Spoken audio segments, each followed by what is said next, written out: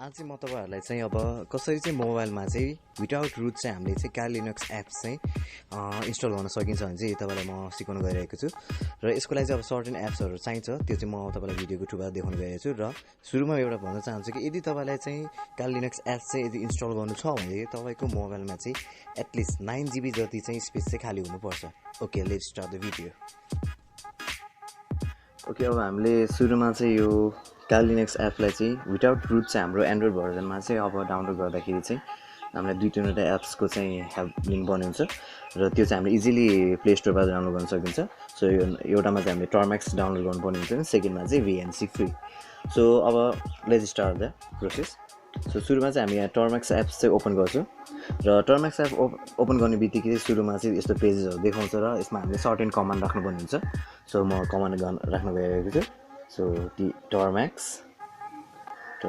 त्यसपछि हाइफिन, त्यसपछि सेटअप, त्यसपछि स्टोरेज हाइफिन राखेर स्टोरेज गरिदिउँ। Okay press the enter.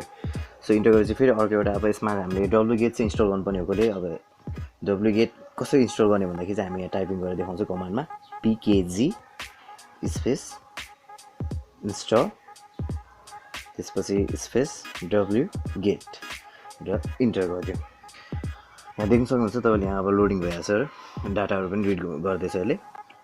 So यहाँ तपाईँले देखाएको छ अब स्क्रिनमा do you want to continue. Okay हामी यस press enter,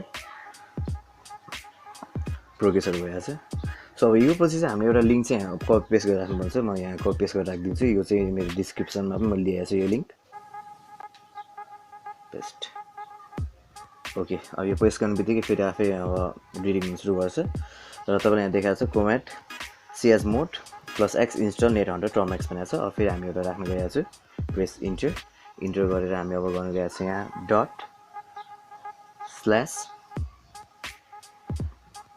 ./install hyphen नेटहन्टर hyphen फेरि टर्म्याक्स। ओके अब इन्टर गरिदिउँ। यहाँ देख्न सक्नुहुन्छ अब यहाँ कालीको चाहिँ इमेज चाहिँ यहाँ लोड भइसकेको छ।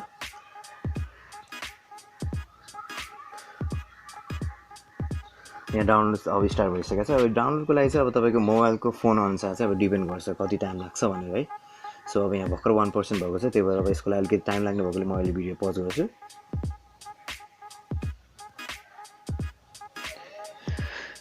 ओके मेरोमा चाहिँ यो इन्स्टल भइसकेको छ 100%। यु क्यान से यहाँ 100% देखाएको छ र अब यहाँ भेरिफाइङ हुँदैछ। यसको लागि पनि अब केही टाइम लाग्छ र एउटा कुरा चाहिँ भनिहाल्नु, यदि तपाईँलाई यो टर्म्याक्सको हेल्पबाट चाहिँ काली नेटहन्टर चाहिँ एप इन्स्टल गर्नु छ भने चाहिँ तपाईँको मोबाइलमा एटलिस्ट 9GB चाहिँ स्पेस हुनुपर्छ है। र तपाईँको यो वाइफाईको स्पिड र त्यसपछि मोबाइलको ऱ्यामले गर्दाखेरि पनि फरक पर्छ यो स्पिड चाहिँ कतिकोमा डाउनलोड गर्ने भनेर है, कतिमा फास्ट डाउनलोड हुन्छ भने चाहिँ मेरो चाहिँ अघिको डाउनलोड गर्ने एबाउट मलाई चाहिँ 25 मिनट जति लाग्यो।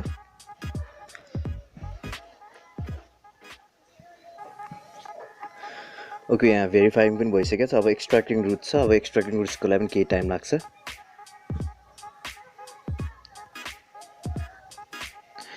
ओके फाइनली हाम्रो भिडियोमा अब एक्सट्र्याक्टिङ रुट्स पनि भइसकेको छ। अब यहाँ देखिएको छ कि डिलिट डाउनलोड रुट्स फाइल यसरी भनेको छ। सो अभियसली अब यदि हामीलाई धेरै स्पेस मोबाइलमा छ भने त यो डिलिट नगरे पनि खासै फरक पर्दैन, तर अब स्पेस कम भएकै फाइदा, त्यही भएर म यस गर्न गइरहेको छु। सो अब कन्फिगरिङ द नेटहन्टर फर टर्म्याक्स। ओके फाइनली हाम्रो मोबाइलमा विदाउट रुट चाहिँ काली नेटहन्टरको चाहिँ अब हामी काली लिनक्स एप्सलाई चाहिँ अब यो टर्म्याक्सको थ्रुबाट कसरी रन गर्ने र यदि हामीलाई GUI मोडमा चाहिँ रन गर्नु छ भने चाहिँ हाम्रो मोबाइल भर्जन राम्रो हुनुपर्छ र हाम्रो यो मोबाइलको ऱ्याम पनि राम्रो पर्छ।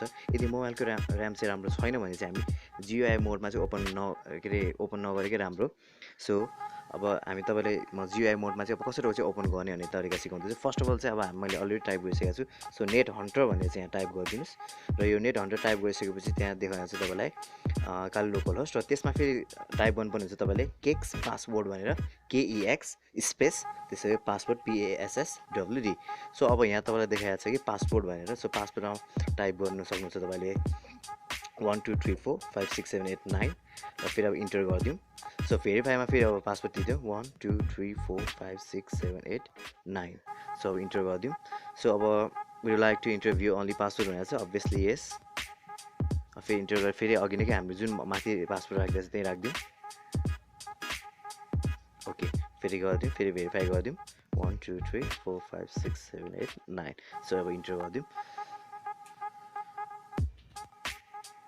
अब हामी यहाँ केक्स भनेर टाइप गर्नु गएको छु।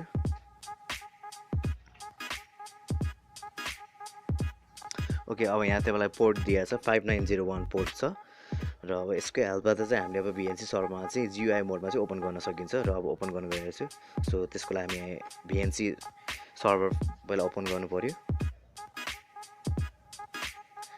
ओके ओपन गरेपछि हाम्रो कोड यहाँ 5901 चाहिँ मैले अलरेडी राखिसकेको छु 5901 र पासवर्डको ठाउँमा हामी अघि जुन पासवर्ड राखेको छ त्यही राखिदिन्छ हामी 1 2 3 4 5 6 7 8 9। सबैलाई कनेक्ट गरिदिउँ।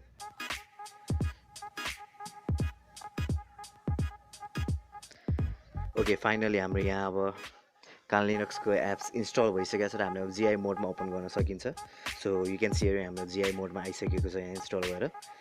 सो आई होप गाइज अब तपाईँले बिना रुट अब आफ्नो एन्ड्रोइड भर्जन मोबाइलमा चाहिँ कसरी काली लिनक्स एप्सलाई चाहिँ इन्स्टल गर्ने तरिका हामीहरू बुझ्नुभयो होला। सो यदि तपाईँलाई यो भिडियो मन पऱ्यो भने चाहिँ प्लिज लाइक एन्ड सब्सक्राइब गर्नु चाहिँ नबिर्सिनुहोस्।